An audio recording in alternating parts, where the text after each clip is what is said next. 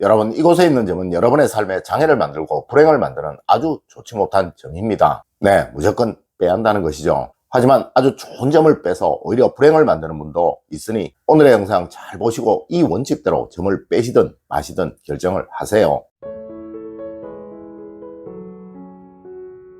여러분 안녕하세요, 이정재입니다. 아마 요즘은 정말 많은 분들이 점을 빼기 위해서 피부과에 방문을 하실 것입니다. 하지만 그 점이 좋은 역할을 하는 점인지 나쁜 역할을 하는 점인지에 관해서는 전혀 모르고들 계실 거예요. 네, 상학에서는 점은 기의 흐름을 변형시키는 것이라고 말을 합니다. 하여 기의 흐름을 안정적으로 만들고 고르게 잘 퍼지도록 만드는 점을 길점이라고 하는 것이며, 또 기의 흐름을 거칠게 만들고 흩어지게 만드는 점을 흉점이라고 말을 하는 것이죠. 물론 흉점이라면 빼야겠죠. 하지만 길점, 즉 좋은 역할을 하는 점을 빼어 삶을 오히려 불행하게 만드는 사람들이 참 많다는 거예요. 자, 오늘은 점 중에서 꼭 빼야 할 점과 절대 빼서는 안 되는 점에 관한 이야기를 해드리도록 하겠습니다. 첫 번째로, 점은 크기와 색상, 변형의 정도로 빼야 할지 말아야 할지를 결정해야 하는 거예요. 여러분, 우선 점은 작으면 작을수록 기의 흐름에 영향을 주지 않으며, 또 크면 클수록 기의 흐름에 많은 영향을 주게 된다는 것을 아셔야 합니다. 하여 작은 점은 빼든 말든 삶에 영향이 거의 없지만, 상대적으로 큰 점의 경우는 좋은 곳에 있는지 아니면 반드시 빼야 할 곳에 있는지를 꼭 아셔야 한다는 거예요. 그리고 색상 역시 검고 진하면 진할수록 그 점은 기의 흐름에 많은 영향을 줍니다. 하지만 얇고 그 색이 진하지 않다면 이것은 그리 신경을 쓰지 마시고 빼시든 마시든 하셔도 된다는 것이죠. 그리고 사진처럼 점의 형태를 가진 것이라면 이는 상학의 원칙에 의해서 빼시든 마시든 하셔도 되지만, 이 사진처럼 점이 점의 형태를 가지지 않고 피부에 침식된 것처럼 보이는 점이라면 무조건 병원을 방문해 보셔야 합니다. 네, 의학적으로는 이것을 점이라고 말을 하지만 우리 상학에서는 이런 것을 점이라고 말을 하지 않는다는 거예요. 맞습니다. 이는 피부의 괴사가 원인일 수 있는 것입니다. 두 번째로, 여러분, 점은 위치가 좋지 못하다면 꼭 빼야 합니다. 우선 사진에서 보이는 것처럼 원안에 있는 점이라면 무조건 빼시는 것이 좋습니다. 하지만 그 외 부분에 있는 점이라면 빼셔도 되고 빼지 않으셔도 전혀 문제가 될 것이 없다는 것이죠. 네, 마치 물길이 흐르는 것을 연상하시면 됩니다. 이마에서 내려온 천기의 흐름이 이 점에 막혀서 좋은 곳으로 퍼져나가느냐, 아니면 의미가 전혀 없는 곳으로 흩어지게 만드느냐가 바로 뺄 점과 빼지 않아도 될 점의 구분이 되는 거예요. 세 번째로, 여러분 꼭 복점은 두시고 흉점은 빼시도록 하십시오.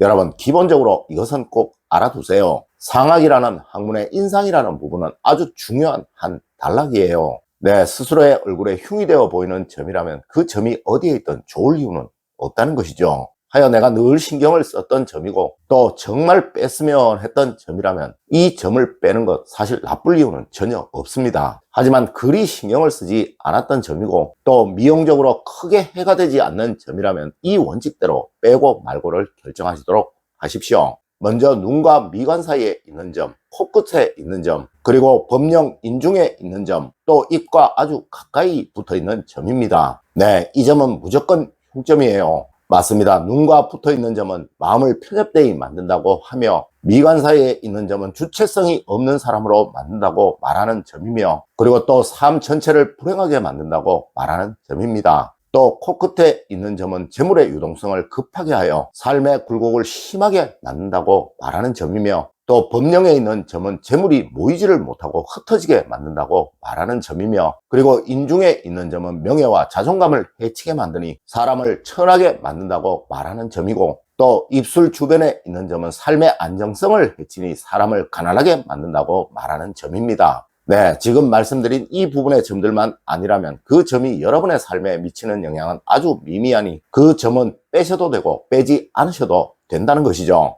네 번째로, 여러분 무조건 빼고 치료를 받아야 할 점입니다. 자, 여러분 이 사진을 한번 봐주세요.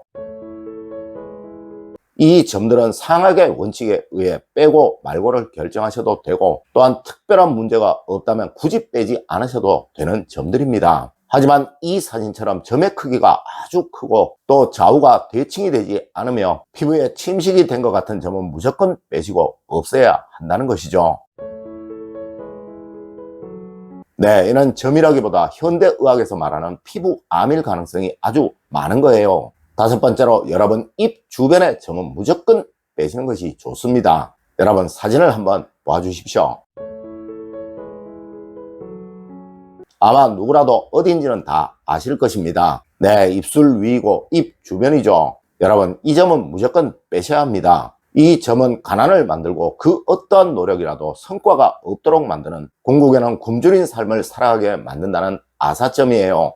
여러분 사실 과거의 상법과 현재의 상법은 정말 많은 차이가 납니다. 네, 과거에는 잘 씻지도 않고 또 피부도 어둡고 탁한 편이었지만 현재의 경우 거의 대부분의 분들이 피부도 맑고 또 깨끗하실 거예요. 그리고 또 과거에는 얼굴에 큰 점이 있어도 뺄 수도 없었지만 현대는 조금만 큰 점이라도 다 쉽게 뺄 수 있다는 것이죠. 네, 과거처럼 점으로 인한 해, 즉 흉점은 거의 없습니다. 하지만 앞서 말씀드린 곳 입 주변의 점은 무조건 빼셔야 한다는 거 꼭 명심하십시오. 네, 이는 식복을 저해한다고 하는 아주 대표적인 흉점입니다. 여섯 번째로 여러분 몸의 점은 있어도 되고 없어도 되는 점입니다. 아마 많은 분들이 이런 이야기 들어보신 적이 있을 거예요. 몸에서 가려지는 부분에 있는 점은 대체로 길점이고 또 드러나 보이는 곳에 있는 점은 대체로 흉점이다 라는 말을 말이죠. 네, 이 말도 사실 전혀 틀린 말은 아닙니다. 맞습니다. 굳이 보아서 흉하지만 않다면 그리고 또 특별히 문제가 있는 곳에 문제가 되는 모양으로만 있지 않다면 그 점은 대체로 흉점은 아니라는 것이죠.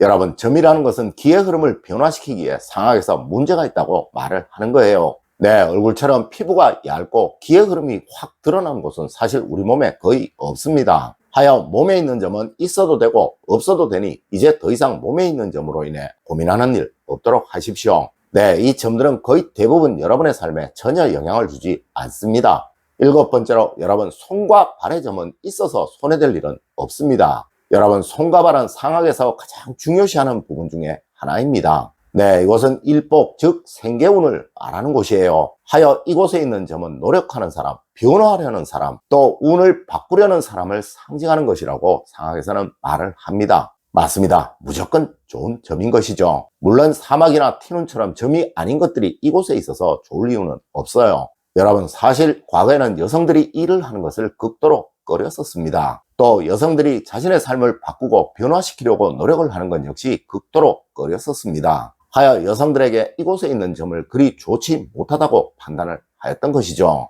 하지만 이젠 여성들도 사회적인 일을 하며 또 여성들이 자신의 삶을 바꾸고 변화시키려고 노력하는 것이 대우를 받는 세상이죠. 네, 맞습니다. 이젠 손과 발에 있는 점이 좋을 이유는 많지만 나쁠 이유는 전혀 없는 그런 사회인 것입니다. 여러분 오늘은 꼭 빼야 할 점과 빼지 말아야 할 점에 관한 이야기를 해드렸습니다. 오늘 제가 알려드린 이야기 여러분들 꼭 명심하셔서 늘 행복과 번영이 함께 하시길 기원드리며 오늘의 이야기를 마치도록 하겠습니다. 늘 올바른 학문과 올바른 지식을 여러분들께 전하도록 노력하겠습니다. 여러분 긴 시간 감사드립니다. 감사합니다.